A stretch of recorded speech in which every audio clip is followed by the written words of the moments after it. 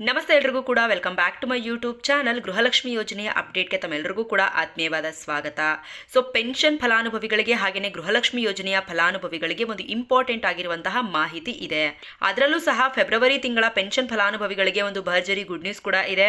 ನಿನ್ನೆ ಮಧ್ಯಾಹ್ನದ ನಂತರ ಹಣ ಬಿಡುಗಡೆ ಕೂಡ ಆರಂಭವಾಗಿದೆ. ಅದ್ರ ಬಗ್ಗೆ ಕೂಡ ಸಂಪೂರ್ಣವಾದಂತಹ ಮಾಹಿತಿಯನ್ನು ತಿಳಿಸ್ಕೊಡ್ತೀನಿ. ಅದೇ ರೀತಿಯಲ್ಲಿ ಗೃಹಲಕ್ಷ್ಮಿ ಯೋಜನೆಯ ಹಣವನ್ನ ನಿರಂತರವಾಗಿ ಪಡ್ಕೊಳ್ತಾ ಇದ್ದೀರಾ, ಆದ್ರೆ ಈ ಒಂದು ಸಣ್ಣ ತಪ್ಪನ್ನ ನೀವೇನಾದ್ರೂ ಮಾಡಿದ್ರೆ ನಿಮ್ಮ ಗೃಹಲಕ್ಷ್ಮಿ ಯೋಜನೆಯ ಹಣ ಕಟ್ಟಾಗುತ್ತೆ.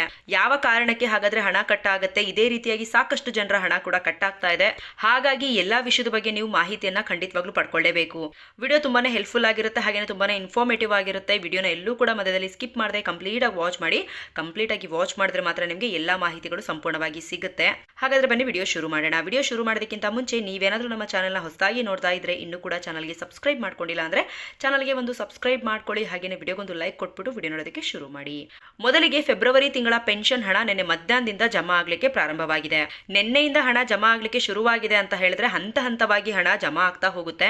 ನಿನ್ನೆಯಿಂದ ಹಣ ಜಮಾ ಆಗ್ತಿದೆ ಅಂತ ಹೇಳಿದ್ರೆ ಒಂದು 7 ರಿಂದ 8 ದಿನದ ಒಳಗಡೆ ಎಲ್ಲರ ಒಂದು ಬ್ಯಾಂಕ್ ಖಾತೆಗಳಿಗೆ ಪೆನ್ಷನ್ ಹಣ ಬಂದು ಜಮಾ ಆಗುತ್ತೆ. ನಿಮ್ಗೇನಾದ್ರೂ ಪೆನ್ಷನ್ ಹಣ ಬಂದಿಲ್ಲ, ಬಾಕಿ ಕಂತಿನ ಹಣಗಳು ಕೂಡ ಏನಾದ್ರೂ ಬಂದಿಲ್ಲ ಅಂತ ಅಂದ್ರೆ ನಿಮ್ಮ ಹತ್ತಿರದ ತಾಲೂಕು ಆಫೀಸ್ ನಲ್ಲಿ ಪಿಂಚಣಿ ವಿಭಾಗಕ್ಕೆ ಭೇಟಿ ನೀಡಿ ಏನಾಗಿದೆ ಅಂತ ಹೇಳಿ ಚೆಕ್ ಮಾಡಿಸ್ಕೊಂಡು ಸಮಸ್ಯೆನ ಬಗೆಹರಿಸ್ಕೋಬೇಕು. ಯಾಕಂದ್ರೆ ಈಗ ಆಧಾರ್ ಸೀಡಿಂಗ್ ಕಡ್ಡಾಯ ಆಗಿರೋದ್ರಿಂದ ನೀವೀಗ ಗೃಹಲಕ್ಷ್ಮಿ ಅನ್ನಭಾಗ್ಯ ಯೋಜನೆ ಹಣವನ್ನ ಯಾವ ರೀತಿ ಪಡ್ಕೊಳ್ತಾ ಇದ್ದೀರಾ ಅದೇ ರೀತಿ ಪೆನ್ಷನ್ ಹಣಕ್ಕೂ ಸಹ ನಿಮ್ಮ ಒಂದು ಬ್ಯಾಂಕ್ ಜೊತೆಗೆ ನೀವು ಆಧಾರ್ ಸೀಡಿಂಗ್ ಅನ್ನ ಮಾಡಿಸ್ಕೋಬೇಕು. ಓಕೆನಾ? ಹಾಗೇನೆ ಗೃಹಲಕ್ಷ್ಮಿ ಯೋಜನೆಗೆ ಸಂಬಂಧಪಟ್ಟಂತೆ ಹಲವಾರು ಕಾರಣಗಳಿಂದ ಗೃಹಲಕ್ಷ್ಮಿ ಯೋಜನೆಯ ಹಣ ಬರೋದು ಸ್ಟಾಪ್ ಆಗಿದೆ. ಕೆಲವೊಂದಿಷ್ಟು ಮಹಿಳೆಯರಿಗೆ ಈಗ ಆಲ್ರೆಡಿ 52,000 ಮಹಿಳೆಯರಿಗೆ ಗೃಹಲಕ್ಷ್ಮಿ ಯೋಜನೆಯ ಹಣ ಬರ್ತಾ ಇಲ್ಲ, ನಿಂತು ಹೋಗಿದೆ. ನೀವು ಪ್ರಮುಖವಾಗಿ ಮಾಡ್ತಾ ಇರುವಂತಹ ಮಿಸ್ಟೇಕ್ ಏನಪ್ಪಾ ಅಂದ್ರೆ ಗೃಹಲಕ್ಷ್ಮಿ ಯೋಜನೆಯ ಫಲಾನುಭವಿಗಳು ಏನಿರ್ತಾರೆ ಅವರ ಹೆಸರು ಅಥವಾ ಅವರ ಒಂದು ಕುಟುಂಬದಲ್ಲಿರುವಂತಹ ಯಾರ್ದೋ ಒಬ್ರು ಹೆಸರಿನಲ್ಲಿ ಟ್ರಾನ್ಸಾಕ್ಷನ್ ಜಾಸ್ತಿ ಆಗಿರುತ್ತೆ. ವಾರ್ಷಿಕ ಬ್ಯಾಂಕಿನ ವಹಿವಾಟು 20 ಲಕ್ಷಕ್ಕಿಂತ ಜಾಸ್ತಿ ಇದ್ರೆ ಅಂತಹ ಒಂದು ಫಲಾನುಭವಿಗಳಿಗೆ ಗೃಹಲಕ್ಷ್ಮಿ ಯೋಜನೆಯ ಹಣ ಬರ್ತಾ ಇಲ್ಲ. ಮತ್ತೆ ಯಾವುದೋ ಒಂದು ಕಾರಣಕ್ಕೆ ನಿಮ್ಮನೆಗೆ ಈಗ ಲೋನ್ ಬೇಕಾಗಿರುತ್ತೆ.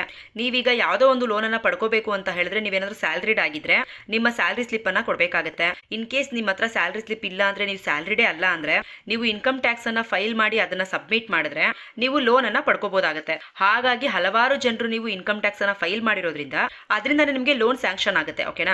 ಆ ಕಾರಣಕ್ಕೋಸ್ಕರ ಯಾರೆಲ್ಲ ಇನ್ಕಮ್ ಟ್ಯಾಕ್ಸ್ ಅನ್ನ ಮಾಡಿಸ್ಬಿಟ್ಟು ಲೋನ್ ಅನ್ನ ಪಡ್ಕೊಂಡಿದ್ದೀರಾ ಅಂತವ್ರಿಗೂ ಸಹ ಗೃಹಲಕ್ಷ್ಮಿ ಯೋಜನೆಯ ಹಣ ಕಟ್ಟಾಗಿದೆ. ಇದರಲ್ಲಿ 52,000 ಮಹಿಳೆಯರಲ್ಲಿ ಸುಮಾರು 20,000 ಮಹಿಳೆಯರು ಯಾವುದೇ ರೀತಿ ಇನ್ಕಮ್ ಟ್ಯಾಕ್ಸ್ ಆಗ್ಲಿ, GST ಆಗ್ಲಿ, ಟ್ರಾನ್ಸಾಕ್ಷನ್ ಆಗ್ಲಿ ಮಾಡಿಲ್ಲ. ಆದ್ರೂ ಸಹ ಅಂತ ಒಂದು ಮಹಿಳೆಯರಿಗೆ ಗೃಹಲಕ್ಷ್ಮಿ ಯೋಜನೆಯ ಹಣ ಕಟ್ಟಾಗಿದೆ. ಇದನ್ನ ಸ್ವತಃ ಲಕ್ಷ್ಮಿ ಹೆಬ್ಬಾಳ್ಕರ್ ಮೇಡಮ್ ಅವರೇ ಹೇಳಿದ್ದಾರೆ.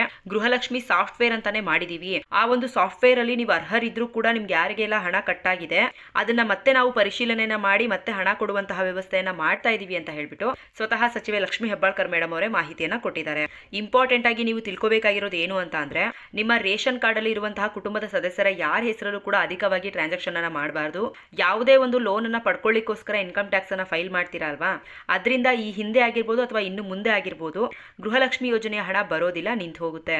ನೀವು ಈ ಒಂದು ವಿಚಾರವನ್ನ ಪ್ರಮುಖವಾಗಿ ತಿಳ್ಕೋಬೇಕಾಗತ್ತೆ. ಓಕೆನಾ? ಮತ್ತೆ ತುಂಬಾ ದಿನಗಳ ಹಿಂದೆ ಯಾವುದೋ ಒಂದು ಕಾಲದಲ್ಲಿ ಇನ್ಕಮ್ ಟ್ಯಾಕ್ಸ್ GST ಅನ್ನ ಪೇ ಮಾಡಿದ್ರು ಸಹ ನಿಮ್ಗೆ ಗೃಹಲಕ್ಷ್ಮಿ ಯೋಜನೆಯ ಹಣ ಬರ್ತಾ ಇಲ್ಲ. ಹಾಗಾಗಿ ಎಲ್ಲ ವಿಚಾರಗಳ ಬಗ್ಗೆ ನಾನು ಡೀಟೇಲ್ ಆಗಿ ಇನ್ಫಾರ್ಮೇಶನ್ ಅನ್ನ ತಿಳಿಸ್ಕೊಟ್ಟಿದ್ದೀನಿ. ನೀವೇ ಇದನ್ನೆಲ್ಲ ಸರಿಪಡಿಸ್ಕೋಬೇಕಾಗತ್ತೆ. ಹಾಗಾಗಿ ಯಾರಿಗೆಲ್ಲ ಹಣ ಬರ್ತಾ ಇದೆ ಅಥವಾ ಬಂದಿಲ್ಲ, ಸ್ಟೇಟಸ್ ಚೆಕ್ ಮಾಡಿದಾಗ ಏನ್ ಬರ್ತಾ ಇದೆ ಅನ್ನೋದ್ರ ಬಗ್ಗೆ ಕಮೆಂಟ್ ಮುಖಾಂತರ ಕಮೆಂಟ್ ಮಾಡಿ ತಿಳಿಸೋದನ್ನ ಮರಿಬೇಡಿ. ಇದಾಗಿತ್ತು ಇವತ್ತಿನ ಪೆನ್ಷನ್ ಹಾಗೂ ಗೃಹಲಕ್ಷ್ಮಿ ಯೋಜನೆಯ ಬಗ್ಗೆ ಅಪ್ಡೇಟ್. ಇದೇ ರೀತಿಯಾದ ಪ್ರತಿನಿತ್ಯದ ಹೆಚ್ಚು ಅಪ್ಡೇಟ್ಸ್ ಗಳನ್ನ ಪಡ್ಕೋಬೇಕು ಅಂತ ಹೇಳಿದ್ರೆ ನಮ್ಮ ಚಾನಲ್ಗೆ ಸಬ್ಸ್ಕ್ರೈಬ್ ಮಾಡ್ಕೊಳ್ಳಿ. ವಿಡಿಯೋ ಸ್ವಲ್ಪ ಆದ್ರೂ ನಿಮಗೆ ಇನ್ಫಾರ್ಮೇಟಿವ್ ಹೆಲ್ಪ್ಫುಲ್ ಅನ್ಸಿದ್ರೆ ವಿಡಿಯೋಗೊಂದು ಲೈಕ್ ಮಾಡಿ, ಹಾಗೆ ಕೊನೆವರೆಗೂ ಯಾರೆಲ್ಲ ವಿಡಿಯೋ ನೋಡಿದ್ರವ್ರಿಗೆಲ್ಲರಿಗೂ ಕೂಡ ಧನ್ಯವಾದಗಳು.